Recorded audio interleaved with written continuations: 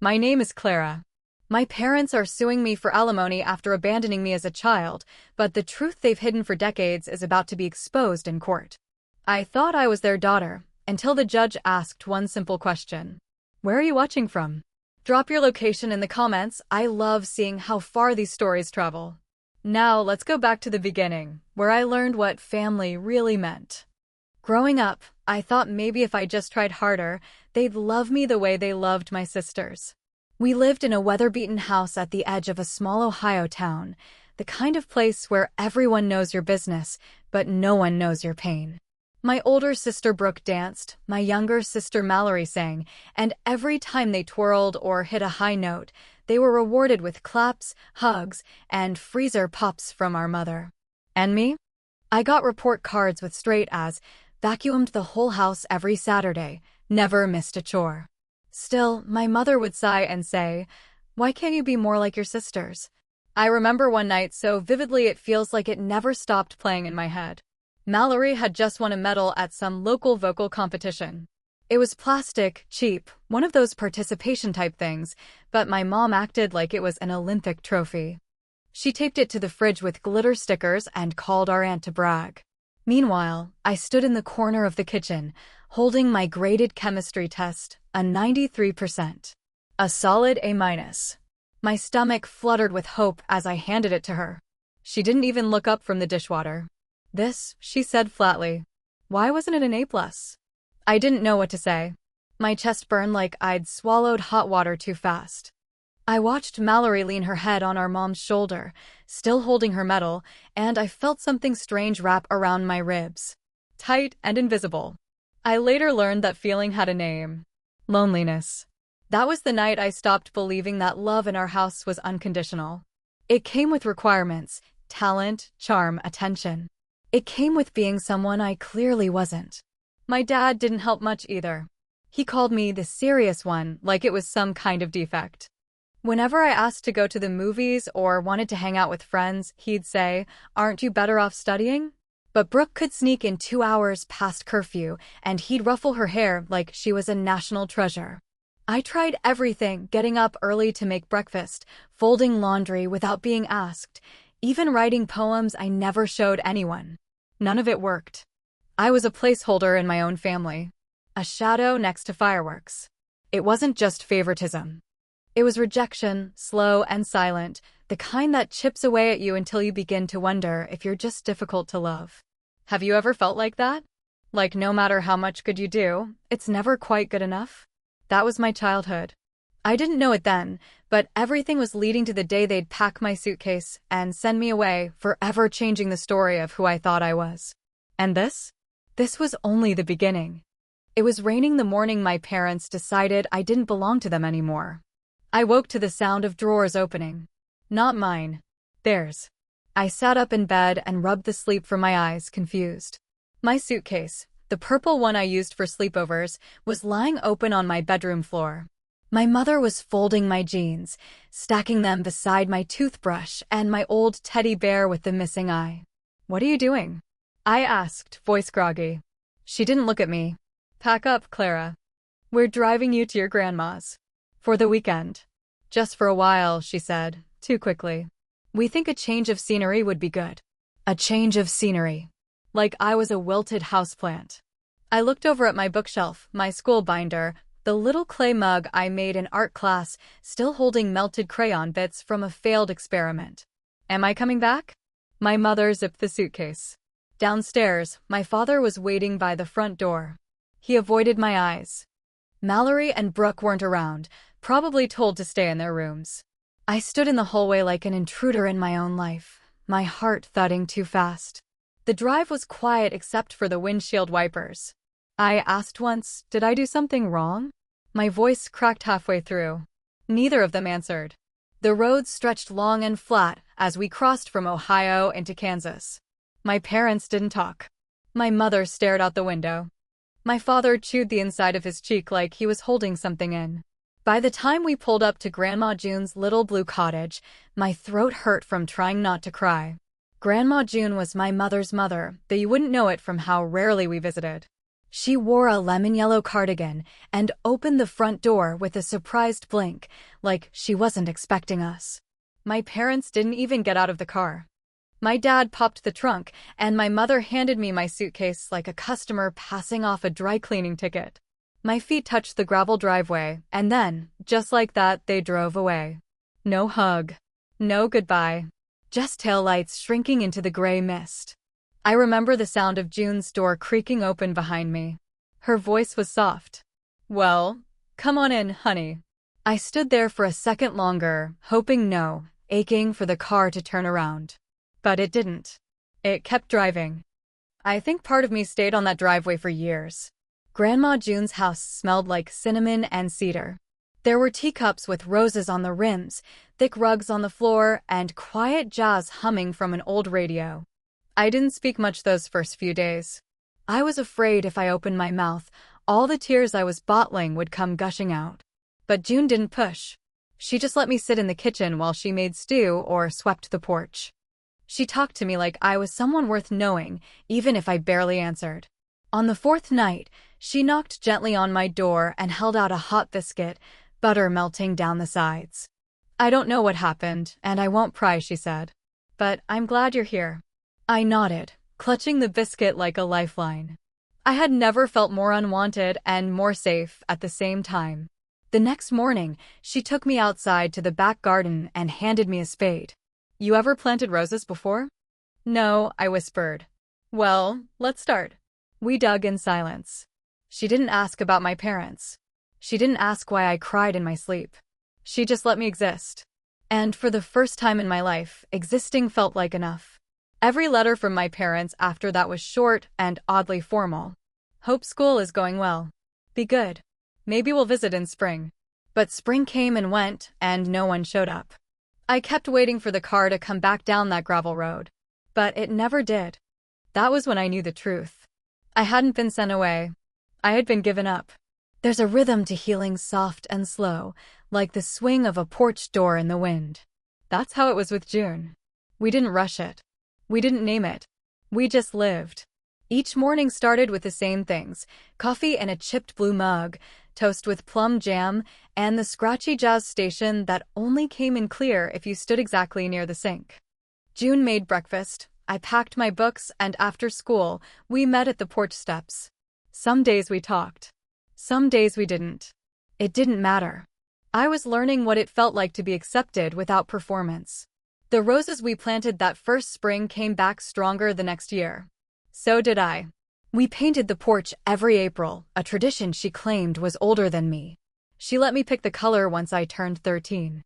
I chose sunflower yellow, and she only raised one eyebrow before nodding. That porch glowed like sunshine for years. At school, I became that quiet girl with the good grades. I wasn't popular, but I didn't care. While other kids bounced between friend groups, I held on to books like they were anchors. June helped me with essays and let me recite speeches to her while she ironed linens. When science fair came around, she stayed up with me until midnight building a solar-powered oven out of an old shoebox and tinfoil. It didn't win, but she called it ingenious and baked cornbread in it anyway. Sometimes, when I'd get an A on a hard exam, she'd leave a note on the fridge that said, "I knew you could," in her tidy cursive. Never, "Why wasn't it an A+?" Just belief. That was the difference. At 16, I started looking at colleges. The guidance counselor said I had a real shot at a state scholarship, my grades were excellent, and I wrote like someone with something to say. I laughed at that. If only she knew how much I hadn't said. But even with scholarships, tuition numbers gave me stomach knots. June's income came from a fixed check and a little retirement savings. Every time I brought up money, she waved me off with a soft, "We'll-manage, darling." Still, I knew better. I saw her clipping coupons, skipping new shoes, and letting the old heater rattle through the winter. I knew every dollar mattered. I didn't want to ask for anything. But then came the envelope. Big and white with my name in bold font. It arrived just after my 17th birthday. June made tea before I opened it, like she sensed the weight of it. "Clara Lynn McAdams," I read aloud, "we are pleased to offer you admission to the University of Kansas with distinction." I didn't finish. I was crying too hard. June clapped her hands and wiped tears from her own eyes. You did it. I never doubted. But I did. In my room that night, I ran numbers. Even with a partial scholarship, I'd need thousands for housing, books, fees. I could work part-time, but not enough to cover it all. I considered deferring a year to save up. June just smiled when I suggested it. Darling, some bridges need crossing before you're ready. I didn't understand what she meant until months later when I found out how she made it possible. The day I moved into the dorms, June handed me a check with trembling hands and said, "It's all taken care of." It wasn't until sophomore year, while home for spring break, that I discovered the withdrawal slips in the kitchen drawer, each one marked from her retirement account. I stood there in her sun-drenched kitchen, realizing she had given up the comfort of her old age for me. No fanfare. No lecture. Just love. A love that asked for nothing in return. And that's when I made a vow to myself. One day, I'd find a way to pay her back, every penny, every sacrifice, every warm biscuit and silent act of belief. One day, she'd know that all of it mattered. That she mattered. Graduation day was cloudless, one of those rare spring mornings that feels like a clean slate. My cap itched. My hands trembled a little as I held the program. Honors. My name was right there under the gold seal. Clara McAdams, magna cum laude. It looked so official, like someone had finally stamped me with approval. June was in the third row, wearing her Sunday hat and wiping her eyes with a handkerchief that had tiny daisies embroidered on the corner. I spotted her the moment I stepped onto the stage. I didn't look at anyone else. When the dean called my name, I walked forward in my too tight shoes and too big gown and thought, she made this possible. Every single step I'm taking right now belongs to her too. Afterward, while other students took selfies and popped confetti, I walked straight into June's arms. "You made everything real," I whispered into her hair. She hugged me so tightly I felt her ribs press against mine. "No, darling. You did." But I didn't believe her, not entirely. Because I knew the truth. Without her, I might have vanished completely, somewhere between the cracks of a family that had no space for me. That summer, I landed a job in Denver with a startup that specialized in accessibility software. Not glamorous, but meaningful. I liked the idea of building something that helped people feel seen. That first day, I wore my thrift store blazer and carried my old laptop, but I held my head high. The girl no one clapped for was now building tools for voices the world often missed.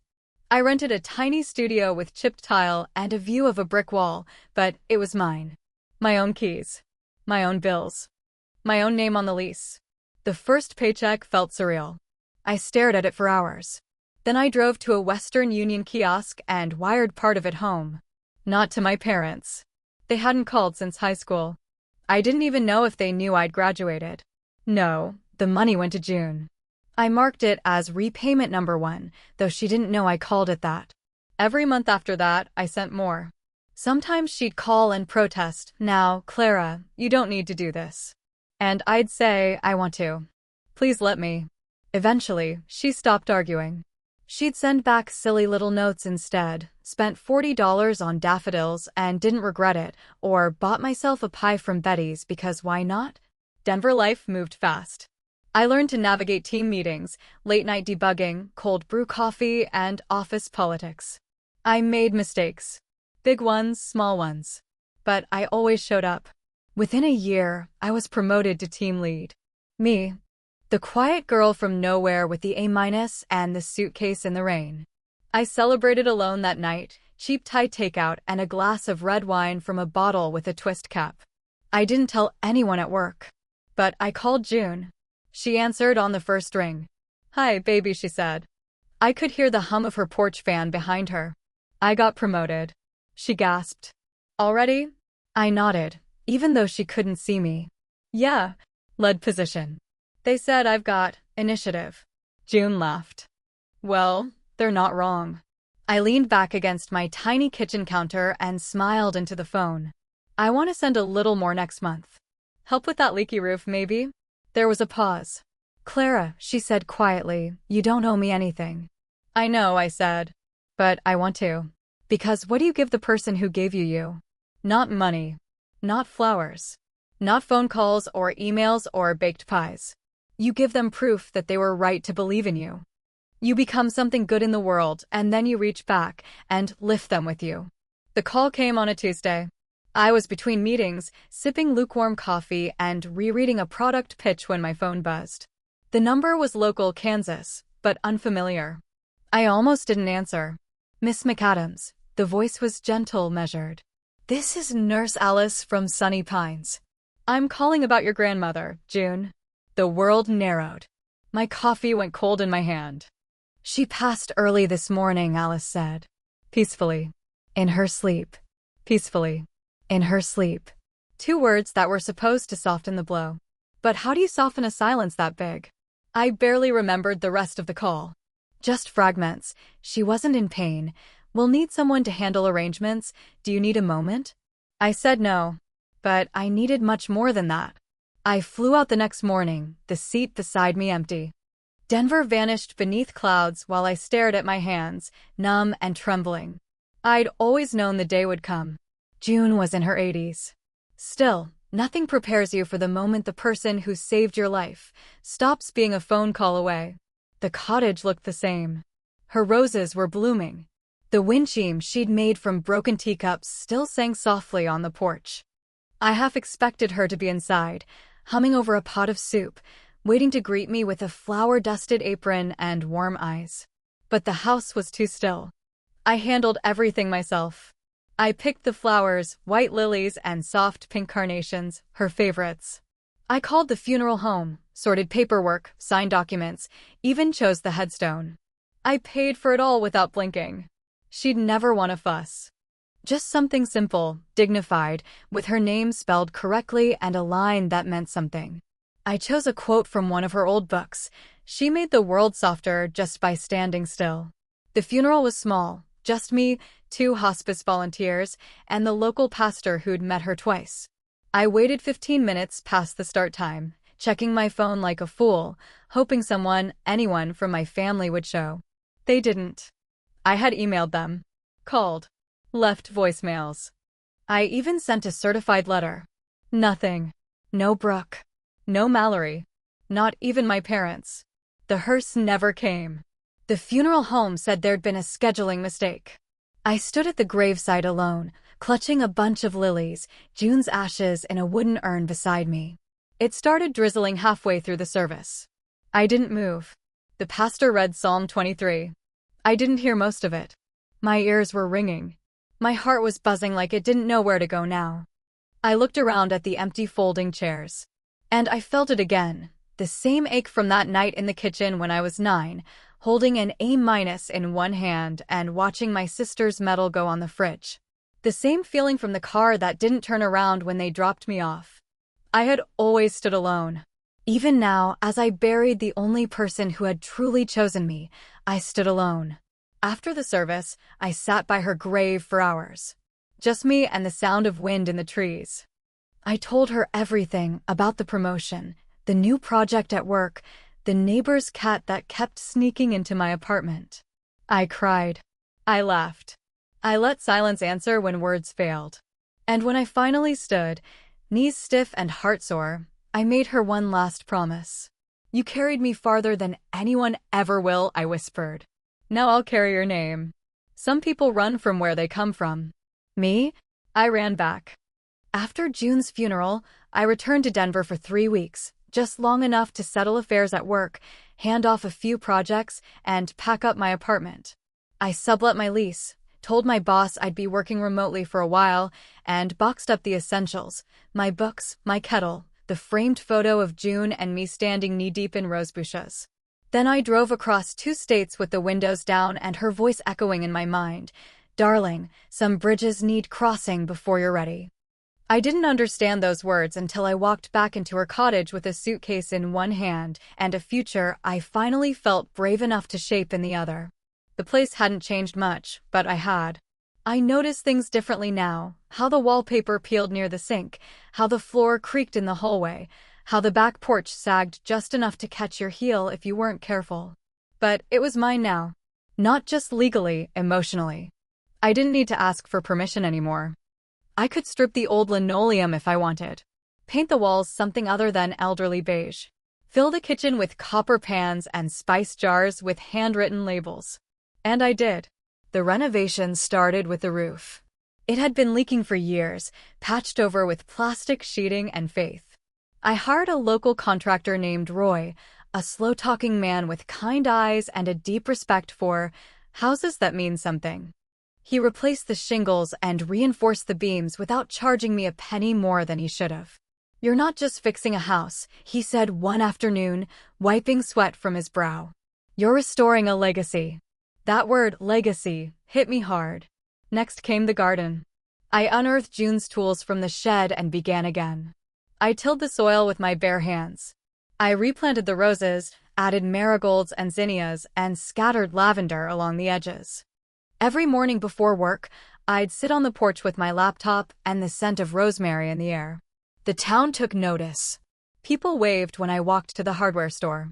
Mrs. Appleby from the post office started slipping me blueberry muffins on Thursdays. The pastor from June's service dropped by with his wife and a jar of peach preserves. They remembered her. She was a quiet woman, the pastor told me, but steady. The kind that makes everyone else feel a little safer just by sitting near them. I nodded. She did that for me. Inside the cottage, I unpacked slowly. I took my time. I treated each room like a journal entry, recording, restoring, reflecting. In the hallway, I found a dusty box labeled Clara, keep. It held every school photo I'd ever sent June. Every birthday card. Every report card, even the A-. There were letters I'd written her from college, crumpled poems from middle school, and a drawing I made of her house when I was 11. It looked like a crooked gingerbread home with a chimney that puffed hearts instead of smoke. I framed it and hung it in the kitchen. Above the fireplace, I created a gallery wall, old photographs of June with her mother, black and white snapshots of her as a teenager on a bicycle, Polaroids of me asleep on her lap. I added one of us in front of the rose bushes the summer I turned 18, holding garden shears and grinning like bandits. Every time I looked up, I felt anchored. Work, somehow, flourished even more now.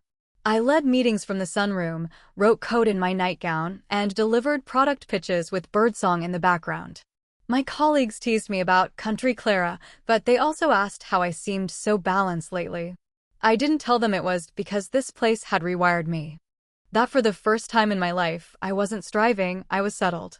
There were no voices reminding me I wasn't enough. No quiet judgments, no comparisons, no empty silences. Just air and space and memory. And for the first time ever, the question wasn't, where do I belong? It was, what do I want to build now that I do? It was a Saturday, late spring. The roses had just started blooming in full, thick, velvety blossoms lining the white picket fence like sentinels in color. I had a peach cobbler in the oven and a Spotify playlist humming through the kitchen when I heard the knock. 3 short raps. Hesitant. I wiped my hands on a dish towel, walked to the front door, and opened it, and the air left my lungs. There, standing on my porch, were all 4 of them. My mother, father, Brooke, and Mallory. I hadn't seen any of them in years. Not a single holiday card, not a phone call, not even when June passed. And yet here they were, smiling like we'd just bumped into each other at the farmer's market. "Clara," my mother said, eyes darting past me into the house. "You look, well." My father cleared his throat. "Place looks nice." Brooke nodded, arms crossed like she was trying not to look impressed. Mallory just snapped a selfie with my flower boxes in the background. I didn't move. "Why are you here?" My mother gave a tight smile. "We were driving through town. Thought we'd drop in." "You've done well for yourself." Done well. As if it had fallen from the sky. They smelled it. The comfort. The calm. The hard-won stability. I saw it in their eyes, the way they scanned the porch trim, the new shutters, the hand-painted sign that said, "Welcome," sometimes. I should have shut the door. But I didn't. Instead, I let them in. The air changed the moment they crossed the threshold. Brooke commented on the antique armoire. Mallory asked if the garden was professionally done. My mother ran her fingers along the mantel like she was checking for dust. My father sat in June's old armchair as if he'd been invited. "Tea?" I asked, because even when your history is cracked and splintered, old manners take time to unlearn. Sure, my mother said. Chamomile, if you have it. I didn't. I made black tea and served it in June's rose-trimmed cups. They sipped and smiled and complimented things they didn't understand, the crown molding, the floor plan, the Wi-Fi speed. Then my father leaned back and said, casually, "You've done well enough to help out now." I blinked. Help, who? Well, he shrugged us. Your mother and I are nearing retirement. Your sisters are still figuring things out. Brooke's between jobs again. Mallory's exploring different options. Different options? I repeated. She's still finding herself, my mother said, taking another dainty sip. I looked at all of them, polished, rehearsed, standing in my kitchen like they'd simply taken a wrong turn on the way to brunch. My sisters hadn't even looked me in the eye. My parents kept scanning the room, like they were assessing value, not visiting family. Brooke finally spoke. It's just that, you have more now. It's only fair. Fair? My voice was calm. You abandoned me. My mother stiffened. We thought living with June would be better for you. You didn't call. You didn't visit. You didn't come to her funeral. She waved it off. We were busy. You know how life gets. My jaw tightened. She was the only one who ever showed up. And now you're here because, what? You think you're entitled to her house? To my life. My father leaned forward, voice too smooth. We just think family should help family. That's all. I set my teacup down slowly. I do help family. I helped the only one who helped me. Mallory scoffed. You don't have to be so dramatic. No, I said. But I do have to be honest. I owe you nothing. Silence stretched long between us. The only sound was the faint ticking of June's kitchen clock. Clara, my mother said carefully, we didn't come here to fight. Good, I replied, standing. Because there won't be one. I'm not going to argue. I'm not going to explain. I'm going to ask you politely to leave. Brooke looked stunned. Seriously? Yes. Seriously. But, Mallory began. No, I cut in. No buts. This is not your home. And you are not my responsibility. They stood one by one, the civility draining from their faces. This isn't over, my father said quietly. I didn't say it was, I replied. But you won't like how it ends. And I meant it. They walked out with less grace than they came in, muttering under their breath, staring at the garden like it owed them something. I didn't cry. I didn't rage. I just closed the door, turned the deadbolt, and leaned against the wood until I could breathe again. Because when people leave you once, they assume they can come back. And when you finally tell them no, that's when the railstorm begins. It came in a manila envelope. No knock. No warning. Just a thick packet wedged inside my mailbox on a Tuesday morning, right between the grocery circulars and a sympathy card from a client who'd just heard about June. I thought it might be something from the county, maybe a property notice, a tax update. Instead, it was a lawsuit. Filed in Johnson County Court. Petition for parental support plaintiffs, Edward and Lorraine McAdams defendant, Clara Lynn McAdams. I read the first line 3 times before it sank in. They were suing me. Not for property. Not for inheritance. For alimony. Under Kansas Statute 39-709, adult children may be held financially responsible for indigent parents in cases of proven neglect, it read.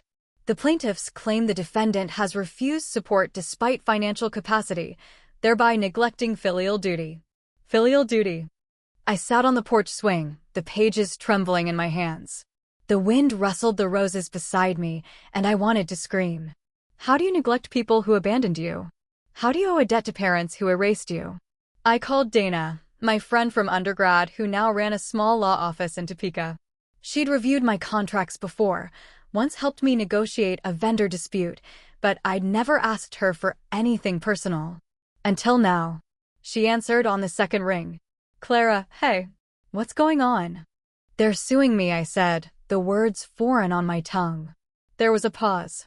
Who is? My parents. By the time I arrived at her office that afternoon, Dana had already pulled up the statute. She waved me into the chair across from her desk, her expression unreadable. Okay. Deep breath. I sat, gripping the envelope like it might bite. Kansas is one of the few states that still has active filial responsibility laws, she began. They're rarely enforced, but technically, if a parent can prove financial hardship and a child can afford to help, the court can compel support. But I haven't spoken to them in over a decade. She nodded. That's in your favor. The law says support isn't mandatory if the parent abandoned the child or failed to support them when they were minors. They did abandon me, I said, my voice rising. I was a kid. They dropped me at my grandma's and never looked back. They missed birthdays, graduations. They didn't even come to her funeral. Dana leaned forward. That's good. I blinked. Good. In legal terms. If we can prove abandonment, the case falls apart. Shouldn't they have to prove they didn't abandon me? She gave me a rueful smile. This kind of suit flips everything upside down. Until we present counter-evidence, the court assumes the plaintiff's claim has merit. I stared at the ceiling, heart pounding. They waited until I had something, until I owned something. Then they came to collect. Dana nodded. It's not about duty. It's about access. They want what you've built. But they're my parents. The word tasted sour. Isn't that supposed to mean something? It does, Dana said softly. It means they should have protected you. Not profited off you. I couldn't speak. Because she was right. And because some part of me had always hoped, against all logic, all history, that one day they might just apologize. That they might own the damage, the silence, the cold goodbyes. That they might just say sorry. But instead, they sent a lawyer. And a price tag. The courthouse smelled like lemon cleaner and old books. I stood at the entrance for a moment longer than necessary, my heels planted on the marble floor, the beige suit I'd ironed 3 times clinging to my back in nervous sweat. The manila file folder in my hand felt heavier than it should have, pages of statements, bank records, timelines, my own childhood sketched out in affidavits. It felt like I was about to prove my own life existed. Dana met me near the security line, hair pulled into a tight bun, her tote bag stuffed with legal pads and highlighted case law. You good? She asked. I gave a short nod. As good as I'm gonna be. We passed through metal detectors and silent glances. I kept my eyes straight ahead until we turned into courtroom 4B. And there they were. My parents, sitting like royalty at the plaintiff's table. My mother in a navy dress too formal for the occasion, lips pursed in performative grief. My father leaned back in his chair, arms crossed, like a man who'd already won. Brooke sat behind them, checking her phone. Mallory chewed gum and smiled at the bailiff, like this was just another afternoon in her glorified, chaotic life. Not one of them looked at me. Not until I sat down across from them. Then my mother's eyes flicked up and I saw it. Not shame. Not regret. Smugness. Like I'd walked right into a game I didn't know had started. Dana leaned in and whispered, they brought an attorney. Guy from Wichita. Nothing flashy. Do they even have a case? She exhaled. On paper? Maybe. In reality? Not if the judge has a soul. The bailiff called the room to order. All rise. The judge entered, a middle-aged woman with sharp cheekbones and a voice like gravel. She didn't smile. She didn't scowl. She simply sat, adjusted her glasses, and said, "Let's begin." The plaintiff's lawyer started with what I expected, a bland introduction meant to sound virtuous. Mr. and Mrs. McAdams, he said, seek limited financial support from their daughter. After decades of child-rearing, they are struggling to meet their basic needs in retirement, while their daughter, by all accounts, enjoys a stable and lucrative career. They do not wish to burden the state. They simply seek a modest contribution from the person they raised. My stomach twisted. Raised.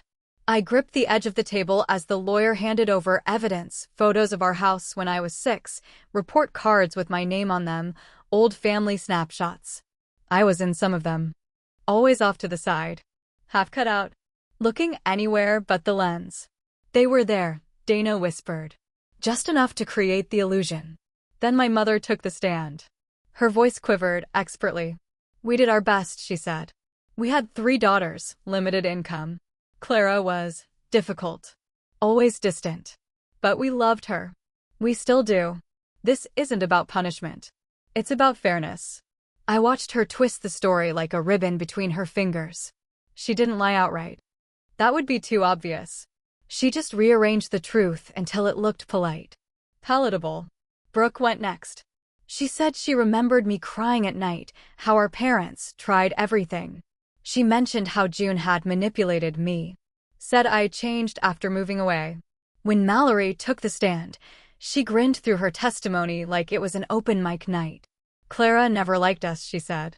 She was always too serious. But we're still family. That counts for something, right? Dana didn't flinch. Didn't interrupt. Just took notes, waited. And then it was my turn. I stood, walked to the witness chair, and took my oath. My hands were cold. My voice was steady. I was 9 when they left me with my grandmother. They told me it was temporary. But they never came back. A hush fell over the room. They missed every birthday, every holiday, every school event. I sent them letters. I begged to come home. They never replied. They didn't raise me. They discarded me. My mother looked down. My father scratched his chin. They showed up at my house for the first time in 12 years and asked for money. Not love. Not forgiveness. Just money. And now they're in court, trying to rewrite history because I've survived. I paused, meeting the judge's eyes. I'm not cold. I'm not ungrateful. I'm just, finally free. The judge gave a small nod, almost imperceptible. And then, just as Dana stood to rest our case, the courtroom door creaked open. A young woman in slacks and a windbreaker hurried in, clutching a folder. Dana's assistant. Her eyes met Dana's, and something electric passed between them. I have something, she whispered, handing over the file. Dana flipped it open, and her brows lifted. Your Honor, she said, standing quickly. With your permission, we have newly retrieved documentation from the State Archive. The judge motioned her forward. My pulse hammered, because I didn't know what was in that folder. But the moment Dana saw it, her whole body shifted. Something big was coming. And, suddenly, the truth wasn't just on my side. It was about to explode into the open. Dana approached the bench with the new file like she was carrying a loaded weapon. The judge adjusted her glasses. What is this? State record from the Kansas Department of Child and Family Services, Dana said, her tone clipped. We requested it weeks ago. It was only just processed. Contains documentation relevant to the custody and guardianship history of the defendant, Clara McAdams. My heart beat faster. I didn't know what was in the file. I hadn't known Dana was still digging. But the way her voice held steady, it made something tighten in my chest. The judge waved her forward. Dana handed over the folder, and the room quieted to the point I could hear my own breath. Paper rustled. The judge read silently, lips pressed in a thin line. She looked up. Mr. and Mrs. McAdams, please rise. My parents stood, slower this time. Less smug now. The judge's eyes were sharp. Do you deny ever surrendering legal custody of Clara Lynn McAdams to her grandmother, June Porter? My mother blinked. We let her stay there, yes, but do you deny signing guardianship transfer documents in June of 2004? The judge cut in. Silence. My father cleared his throat. That was temporary. The judge raised an eyebrow. The paperwork says otherwise. Filed. Stamped. Notarized. Full guardianship surrendered without contingency. You effectively released all parental rights. I stared at them, these people who had always spoken in half-truths, who had gaslit me into doubting my own memories. Watching them now, squirming under scrutiny, I felt something shift. The judge wasn't done. Further, she continued, flipping another page, records show Clara was placed in June Porter's custody not as a family favor, but in response to a recommendation from Child Protective Services. Dana leaned toward me, whispering, "That's what took so long to unseal." I froze. Child Protective Services? That meant someone had reported them. My hands curled into fists on my lap. "Let me be clear," the judge said, voice like ice. "You did not raise this woman. You surrendered her. And there is no legal basis to claim filial support from a person you abandoned." My mother looked pale. My father opened his mouth, but nothing came out. The judge looked at their attorney. "You were either unaware of this information or chose to omit it." Either way, I suggest you advise your clients to withdraw their petition before this escalates into something far worse. There was a tense pause. Their lawyer shifted, whispering furiously. Then my father broke. "We didn't know she wasn't ours," he said suddenly, hands out like he was offering something. "June handled all that. We didn't know, she just showed up with Clara and said it was family business." I blinked. "Not yours?" The room spun for a second. I gripped the edge of my chair to stay anchored. The judge glanced back down at the file, eyes scanning. The birth certificate confirms biological parentage. Clara was born to a teenage mother in a neighboring county. Records list June Porter as the legal guardian from shortly after birth. The words came out slowly, but they landed like thunder. I wasn't theirs. Not biologically. Not legally. Not emotionally. And June knew. She knew all along. Dana reached over and touched my arm, grounding me. The judge leaned forward.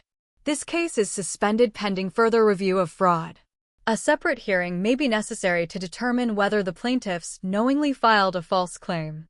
She banged the gavel once. Recess.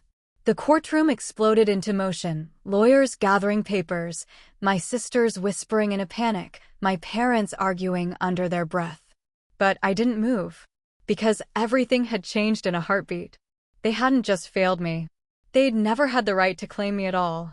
And June had known the truth. She hadn't told me because she wanted me to believe in something bigger than blood.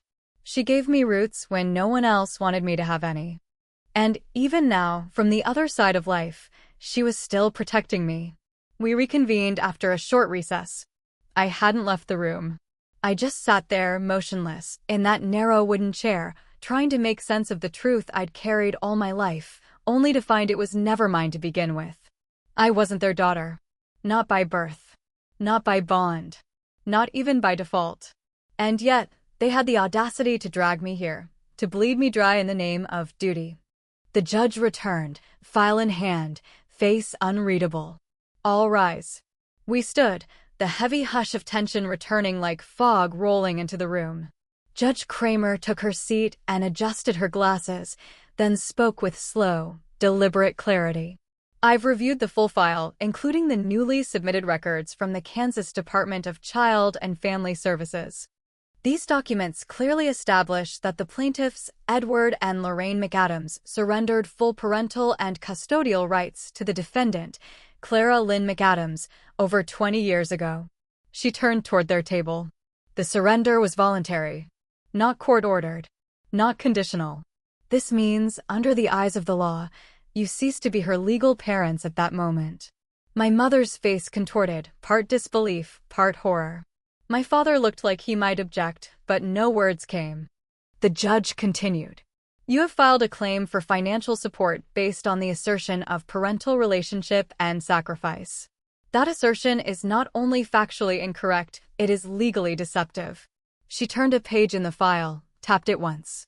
"In addition, the court finds strong indications that this claim was filed in bad faith, with intent to extract financial benefit through coercion under false pretenses." Coercion. Fraud. She was saying it. Out loud. In public record. "Therefore," the judge went on, "not only is your petition for support denied in full, but this court is recommending an investigation by the district attorney's office into potential civil fraud and attempted exploitation under Kansas statute." A stunned silence fell over the courtroom. You could hear Brooke gasp. Mallory muttered something I didn't catch. Their lawyer's face drained of color. The judge looked at me. Her voice softened. "Miss McAdams, you are under no legal obligation to provide support of any kind. Furthermore, this court acknowledges that the emotional and financial burden placed upon you by this suit has been significant and unjust." I nodded, swallowing the lump in my throat. I couldn't speak, not yet. Then she looked toward the back of the courtroom. "Officers, if you'll please escort Mr. and Mrs. McAdams outside. The DA will issue a summons. Until then, they are subject to questioning regarding this matter." Two officers, who I hadn't even noticed until that moment, stood from the rear bench. Calmly. Without aggression. With quiet authority. My parents didn't resist. They didn't scream or argue. They simply stood, defeated and deflated, and walked out with the officers trailing behind them. And, just like that, it was over. No drama. No screaming match. Just justice. The courtroom emptied slowly after that. Reporters who had arrived late murmured into phones. Dana packed her briefcase with cool efficiency, but I caught the way her hands trembled slightly. Even she had underestimated how this would unfold. When we finally stepped outside into the midday sun, I turned to Dana and asked, "Did I win?" She gave me a long, measured look. "Clara, you didn't just win. You reclaimed your name." I nodded, my gaze drifting toward the courthouse steps. And for the first time in a long time, I didn't feel like a scared girl proving her worth.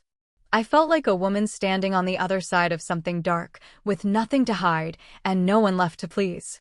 3 weeks later, we met one last time, in a beige mediation room, not a courtroom. No cameras. No spectators. Just a long table, 4 chairs, and a legal assistant from the county's civil office who would witness the settlement proceedings. Dana sat beside me again, composed and clinical, a stack of papers ready. My parents entered without a word. No smug smiles this time. No cheap performance. Just subdued movements and eyes that couldn't quite meet mine. They looked smaller. Not physically. Just diminished. Maybe because there was nothing left to take. The civil court had already ruled. The fines were set $5,000 each, payable within 6 months, plus legal fees. But today was about finalizing the no-contact order. Ensuring everything was in writing. Closing the last open door they might try to sneak through. I sat across from them in a navy dress with a clean neckline. I wanted no misunderstandings. I wanted to look exactly like the woman they had underestimated, strong, unshaken, finished. The legal assistant clicked her pen. "Are we ready?" Everyone nodded. Dana began, her voice even. "Today's purpose is to confirm that all parties understand and accept the terms of resolution as issued by Judge Kramer and expanded by mutual counsel. Ms. McAdams is under no obligation, legal, financial, or personal, to maintain contact or provide resources to the plaintiffs." She looked across the table at my parents. "Do you understand and accept these terms?" My mother's lips parted, but she didn't speak. My father answered first. "Yes." Then my mother whispered, "Yes." The legal assistant made a note. "And you are aware that any further attempts to contact Miss McAdams directly, outside of official legal counsel, will result in immediate enforcement of the no-contact stipulation and potential contempt charges?" They both nodded. I could feel the tremor in my fingers, but I kept them folded on the table. I wasn't here to yell. I wasn't here to gloat. I was here to draw a line that could never be crossed again. "Before we conclude," Dana said, "Miss McAdams has prepared a statement." She looked to me. I picked up the paper I'd folded and refolded for days. But when I opened my mouth, I didn't read it. I just looked up and spoke. "I don't hate you," I began. I don't think I ever really did. Their eyes flickered toward me. "I think I kept waiting for a letter, a call, a sign that maybe you regretted how things ended. But you never did. And that silence raised me more than your voices ever did." My mother shifted slightly, but didn't interrupt. "You left me with June thinking I'd fade. You thought she was a soft place to land until I stopped being convenient. But she didn't just shelter me, she taught me how to grow. And when you came back, it wasn't to ask if I'd made it. It was to see if I had enough for you." My throat tightened. I paused, breathed. "I needed to say this today so that you know I'm not your unfinished business. I'm not your safety net. I am not, and never was, your daughter in the way that matters." The legal assistant was still scribbling. Dana didn't blink. My parents just stared. And I finished. "I wish you peace. I hope you find your own path without stealing from mine. But you won't find me at the end of it. Not anymore." I folded the paper again, even though I hadn't read a word from it. The legal assistant clicked her pen and stood. "All terms confirmed. This concludes the mediation." And that was it. No tearful goodbyes. No final insults. Just silence. They left the room before I did.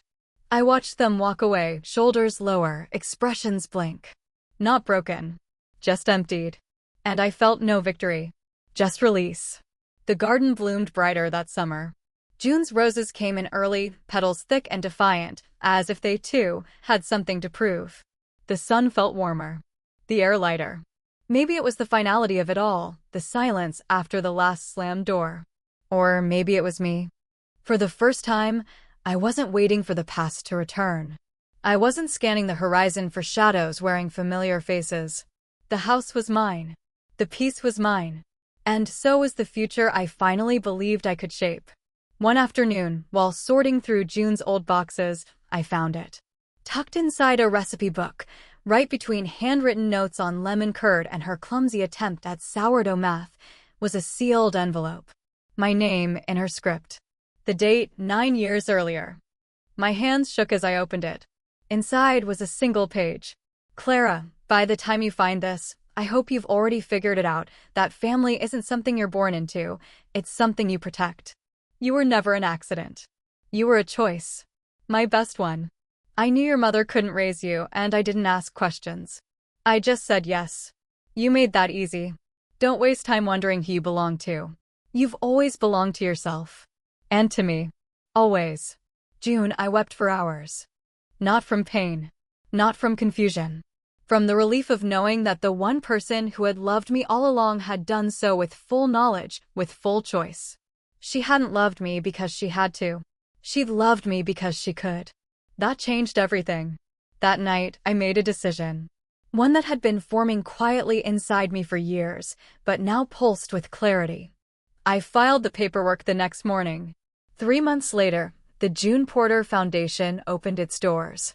Its mission was simple: to support women who had been cast out by the families meant to protect them. We offered housing stipends, therapy vouchers, job training programs, mentorship. Every brochure carried June's handwriting on the front, her favorite quote, the one on her headstone. She made the world softer just by standing still. We started small. 1 counselor. 2 clients. A shared office space above a local bakery. But word spread. And so did hope. Sometimes I'd sit in that office, sipping coffee as a young woman filled out an intake form with trembling hands, and I'd see her, the little girl version of me. Wide-eyed. Quiet. Desperate to be seen without needing to perform. And I'd whisper to her without speaking, "You're already enough." People ask sometimes if I ever went looking for my birth mother. If I ever needed answers. I don't. I have June's letter. I have a house filled with light and books and memory. I have a life not built on origin stories, but on chosen love. And I have peace. The kind that comes not from winning, but from walking away, closing the door gently, and planting something beautiful where pain used to live. So tell me, what legacy would you create from your hardest truth? Because sometimes, the most powerful thing we can do with our past is build someone else's future from it.